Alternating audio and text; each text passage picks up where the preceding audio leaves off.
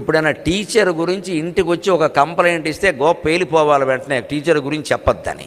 మీకు నచ్చచ్చు నచ్చకపోవచ్చు, విద్యా వ్యవస్థ బాగుండాలన్నా పిల్లలు బాగా పెరగాలన్నా ఇది ఒక్కటే మార్గం.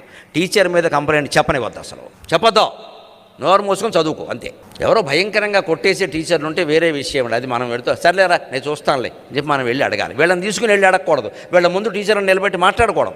వీళ్ళ జరుగుతున్న భయంకరమైన వ్యవస్థ ఎలా ఉందంటే శుభ్రంగా తల్లో తండ్రో వెళ్ళిపోయి అక్కడికి వెళ్ళిపోయి ప్రిన్సిపాల్ని నిలబెట్టడం, టీచర్ని పిలవండి, కొట్టడానికి డబ్బులు కట్టాం.